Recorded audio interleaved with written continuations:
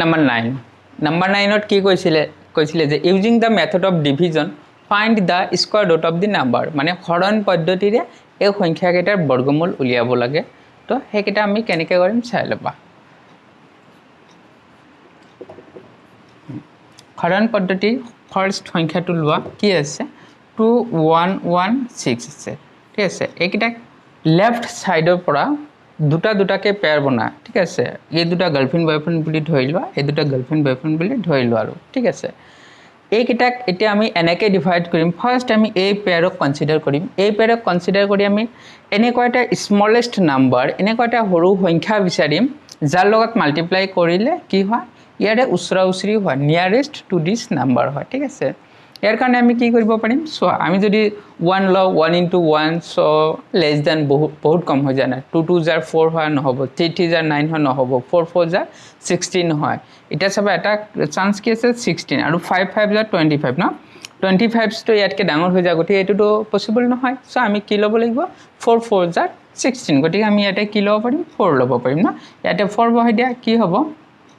4 4 জাৰ 16 হ'ব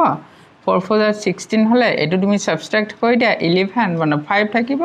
আৰু ইয়াতে 106 হবে তাৰপিছত ইয়াকে তুমি কি ডাবল কৰি দিয়া বা তুমি মনে মনে এনেকৈ কৰিব পাৰা যে ইয়াৰ লগত সেম নাম্বাৰ এড কৰি দিয়া ঠিক আছে তেতিয়াহলে তুমি কি পাবা এটো 8 পাবা 8 এটা তুমি এনেকৈ এটা নাম্বাৰ চুজ কৰা ঠিক আছে যাতে হে ডিজিটটো তুমি ইয়াতে বহাব লাগিব in the mean time multiplication should be your 516 এনেকুৱা আহিব লাগিব তো হে ডিজিট আমি কি বহাব পাৰো চাই ল যদি 1 বহা নহব 2 বহালে নহব 3 বহালে নহব 4 বহালে নহব 5 বহালে নহয় যদি 6 বহাই সোৱা তেতিয়াহলে কেনেকৈ হ'ব পাৰে যদি 6 বহাই দিয়া 6 6 জাৰ 36 36 ৰ কি বহিব 6 বহিব হাতত কিমান থাকিব 3 থাকিব ন 6 8 জাৰ 48 48 প্লাস 3 কিমান হ'ব 51 হ'ব ন সো এটো আমাৰ কি হ'ব 51 সো তাৰমানে আমি কি পালো যে if ইয়াৰে যোনটো আমাৰ ৰিজাল্ট পালা কোৱেশ্চন পালা that will be the square ঠিক আছে এটো আমাৰ কি হয় आंसर হয় তাৰমানে আমি এটো এনেকৈ লিখিব পাৰিম যে square root of 2116 is equal to plus minus of here 46 but here we will consider the plus sign only ঠিক আছে মানে actually negative one also is the square root but পারে মানে আমি পজিটিভ তো কনসিডার করিম ঠিক আছে মানে if you write this answer in this form plus minus of 46 still it is your correct answer or you may write it is as a simply 46 that will be also your correct answer no issue ঠিক আছে using the same method we can go for this one 4761 5761 6084 ঠিক আছে so ইয়াৰ ভিতর কি 6048 this is the largest number so I will solve that largest number ঠিক আছে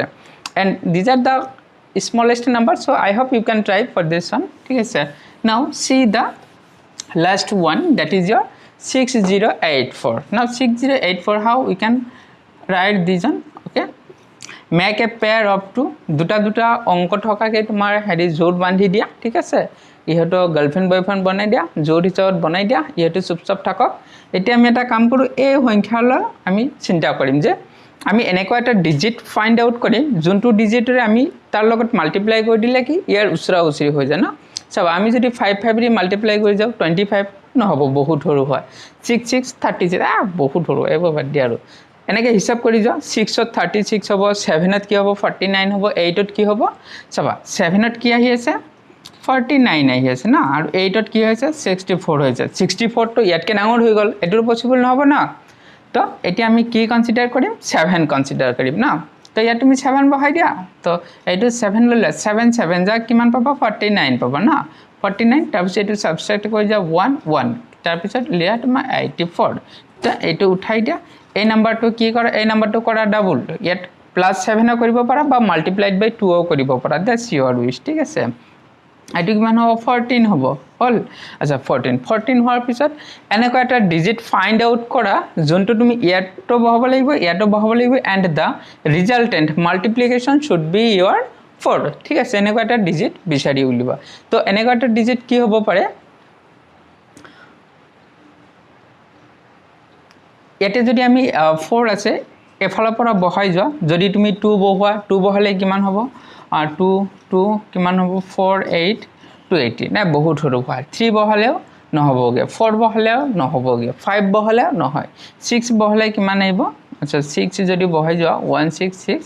কিমান আহি যা 36 হাতত থাকিল 3 24 27 27 হাতত থাকিল 2 8 নহয় 6 তো নহয় 7 তো নহব আমি 8 ত ট্রাই কৰি চাও 8 ত কি হয় 148 আছে লগতে 8 হাতত থাকিল 6 32 6 8 হাতত থাকিল 3 8 1 jar 8 plus 3 11 সো আমি কি বহাব পাৰিম যে ইয়াতে যদি আমি 8 বহাই দিও তেতিয়া হলে তুমি ইয়াতে 8 বহাব লাগিব 8 8 64 64 ইয়াত কি বহিব 4 বহিব হাতত থাকি যাব 6 ঠিক আছে তাৰ পিছত 8 4 jar 32 32 plus 6 38 হ'ব হাতত থাকি যাব 3 না তাৰ পিছত 7 1 jar 8 আৰু হাতৰ 3 11 হল না তাৰমানে এটো তুমি বহাই দা so subtraction is the 0 that means here our answer is your 78 তাৰমানে ইয়াক আমি এনেকৈ লিখিব পাৰিম যে square root of 6084 is equal to is plus minus of 78 or you may simply write it is as a 78 ঠিক আছে so this is the answer